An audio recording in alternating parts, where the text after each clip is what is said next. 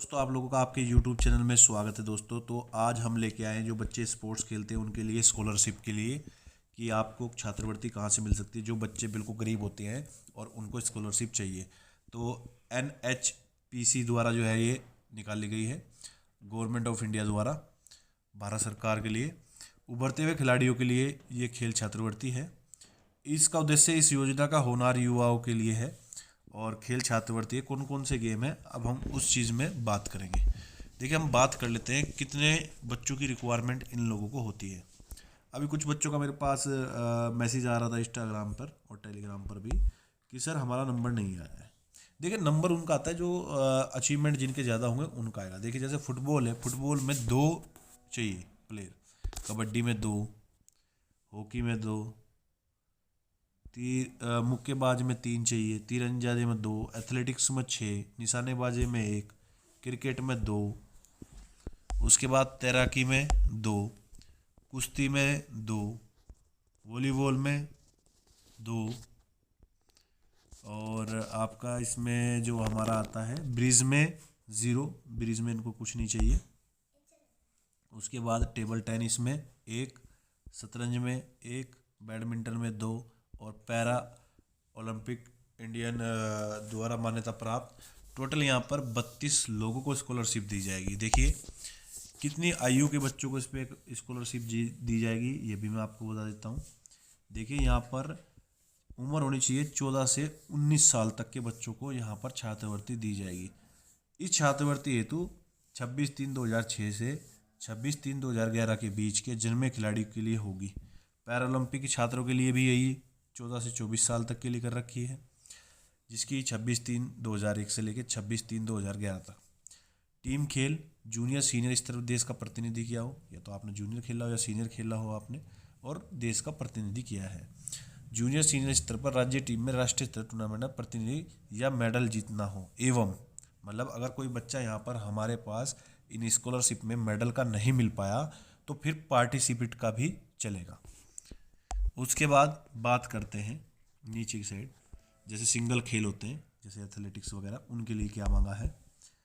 उनके लिए है सब जूनियर सीनियर में कम से कम 5वां स्थान 1 से लेकर 5 तक नेशनल इंटरनेशनल रैंकिंग में, और सब जूनियर सीनियर में 6 से लेकर 15 तक की आपकी रैंकिंग होनी चाहिए। पैरा ओलंपिक में इन्होंने क्या मांगा है, पैरालंपिक में पीसी द्वारा राष्ट्रीय रैंकिंग 1 से 5 के बीच में होनी चाहिए और वो आपकी 6 से 15 के लिए होनी चाहिए। छात्रवृत्ति अवधि और प्रदर्शन के आधार पर, देखिए इनकी जो अवधि है कितने दिन तक आपके पास रहेगी, ये नियम है, बहुत ध्यान से आप पढ़, हिंदी में भी है आप पढ़ भी सकते हो। यहाँ पर जो उन्होंने दे रखा है छात्रवृत्ति, खेल छात्रवृत्ति अवधि 3 वर्ष की होगी, मतलब 3 साल तक छात्रवृत्ति खिलाड़ी ले सकता है।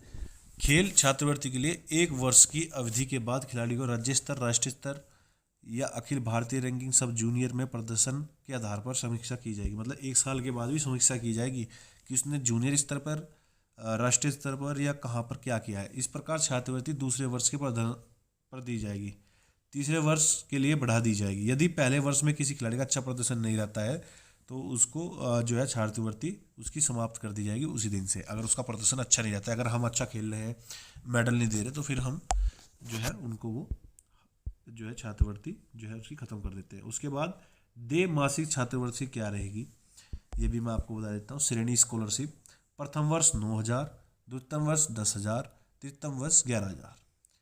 LT scholarship 12,000, 13,000, 14,000। Out station tournament हेतु किट आइटम तथा DA TA होटल का सब चीज़ आपको व्यवस्था दी जाएगी। अगर कहीं भी कोई टूर्नामेंट होता है या कुछ होता है उसके लिए भी आपको किट वगैरह दी जाएगी। किट आइटम में प्रत्येक किट के लिए मैं आपको बता दूं यहाँ पर प्रत्येक किट के लिए क्या क्या आपको सुविधाएं यहाँ पर दी जाएगी। अधिकतम 5,000 रुपये होंगे जो कि खेल किट के लिए खरीदने से मूल बिल के प्राप्ति के बाद देय होगी। मतलब जब खरीदोगे उसके बाद बिल देने। बाहरी टूर्नामेंट के लिए महंगाई भत्ता जाता है, होटल आवास खर्चा। अखिल भारतीय 6 रैंकिंग टूर्नामेंट में भाग लेने के लिए खिलाड़ी को स्कॉलरशिप, एकल में छात्रवृत्ति, होटल आवान आदि 48 रुपये प्रतिशत ये भी दिया जाएगा। छात्रवृत्ति प्रदान करने हेतु के लिए शर्त क्या है, ये शर्त भी बहुत ज़रूरी है कि इनकी जो शर्तें हैं वो भी आपको माननी पड़ेगी। वो क्या क्या है, तो यहाँ पर खेल छात्र चयनित खिलाड़ी अन्य स्रोत खेल गतिविधियों किसी अन्य छात्रवृत्ति उस का हकदार नहीं होगा, ना ही 2 खेलों के लिए उसे दोहरा लाभ दिया जाएगा। हालांकि विशेष परिस्थितियों में जो इनकी कंपनी है उनके द्वारा इसमें छूट दी जा सकती है। यदि विशेष खेल के दिए, यहाँ पर देख सकते हो आप, यदि विशेष खेल वाली छात्रवृत्ति की संख्या पात्र वृत्ता क्रम के अनुसार आवेदक एनसीपी कर्मचारी वार्ड पुत्र पुत्री एनसीपी परियोजना परिवार आवेदक जिन्होंने संबंध में प्रमाण पत्र प्रस्तुत करना होगा और एलटी स्कॉलरशिप श्रेणी के लिए योग्य आवेदन होगा।